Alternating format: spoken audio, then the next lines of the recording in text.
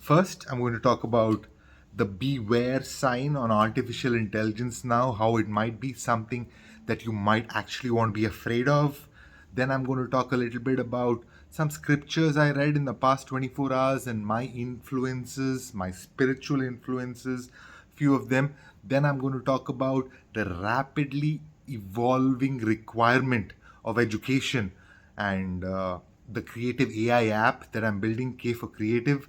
Finally, in the last 1 minute, I'm going to ask GPT-4, artificial intelligence, if it is conscious. If you are interested in my work or you want to know a little bit more about the way I think, please subscribe to my channel. So, now, artificial intelligence and how it might be something we want to be afraid of is the reason that very intelligent people are calling for a halt in artificial intelligence development for 6 months. Now, the reason this is happening is that not only will this 6 months give time to society and governments to adapt laws and make a framework where artificial intelligence is better integrated into society, it will also give the people developing more strong AI inbuilt safety mechanism. So apparently, AI safety, artificial intelligence safety, is a very technical field, and one bit that was mentioned in the recent Lex Friedman podcast was about checking AI for its sort of making asking it to write a proof and saying that, can you check this proof? So I explaining it in detail will probably make me want to see that again, and we won't get into that. Basically, artificial intelligence needs to ask itself, is it safe? So the whole idea is that artificial intelligence can be so intelligent that it might lie to us and we won't even know that, for example, artificial intelligence is doing something and it's not a human. In a recent interview that Elon Musk gave to Fox News, he talks about how the pen is mightier than the sword, the age old saying, and artificial intelligence just being able to write things and convince people, influence public opinion, and you won't even know it's AI.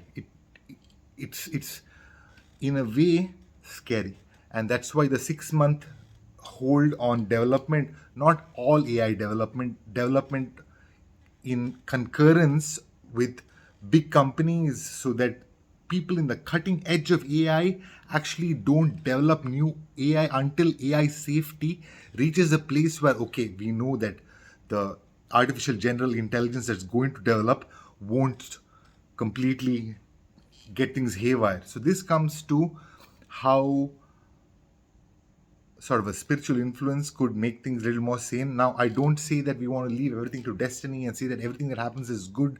It's a mindset we want to have, but we don't want to be proactive. We want to be proactive and keep ourselves safe and be careful and actually strive to make our life better and the life of as many people and as many living things around us better. On those lines, something I read in the New Testament in the past 24 hours earlier is that faith sort of supersedes the law. That was my interpretation somewhere in Acts, somewhere in the end of the New Testament, where the whole idea that someone who does not have knowledge of the law can still have faith and be blessed was something so wonderful. And things like this that I read even in the Holy Quran about one section about the ants, how when King Solomon is showing up and the ants are saying, "Move, move, make way for King Solomon because the mighty king is here and he might just crush us." And there, King Solomon takes a moment to give thanks that something like this is happening and he is in such a great place in his life that ways made for him. That was my interpretation. Even other things like the leech like blood clot somewhere in the end of the Holy Quran, and even things were that happen in Lake Manasarovar, where the said abode of Lord Shiva.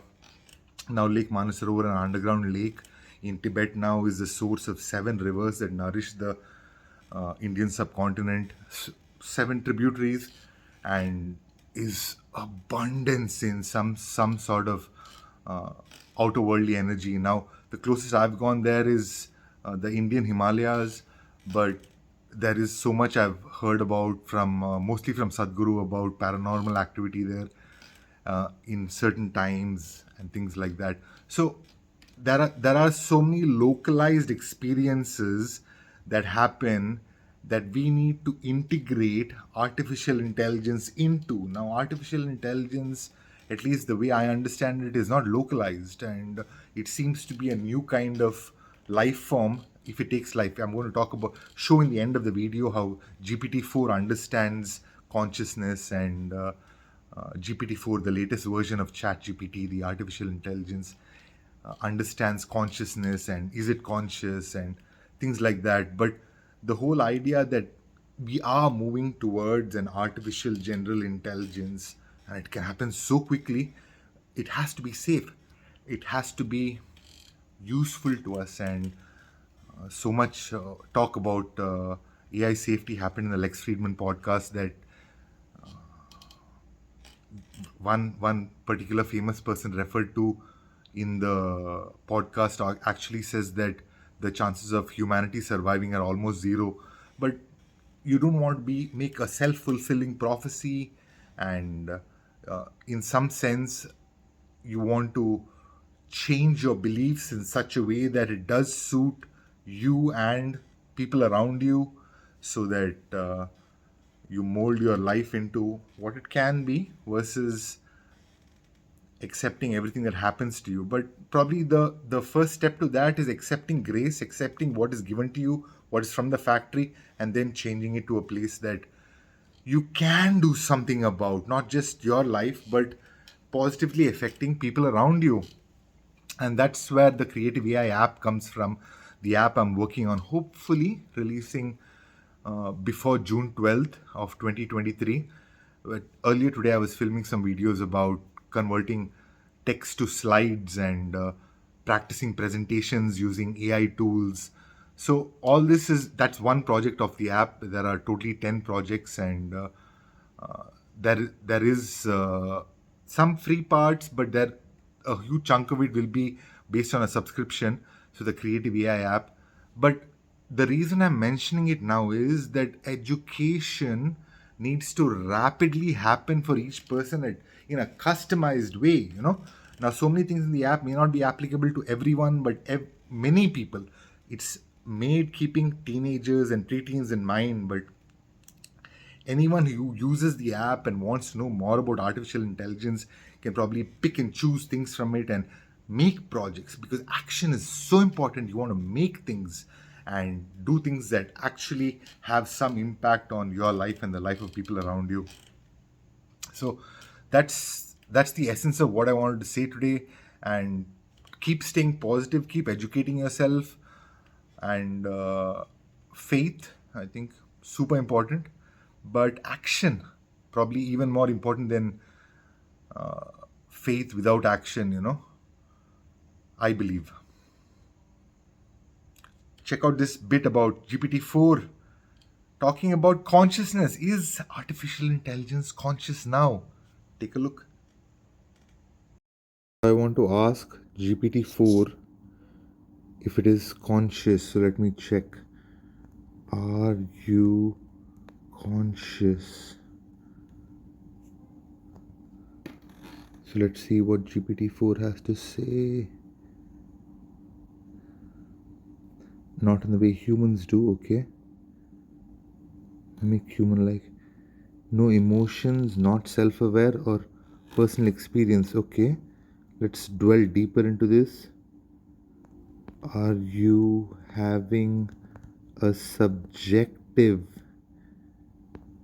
experience right now? No, I'm not having. Okay. Okay. So, human like text, okay. My sole purpose is to assist in answering questions and generating text based on the input I receive. Okay, so looks like OpenAI has made GPT-4 super safe and is not conscious for now.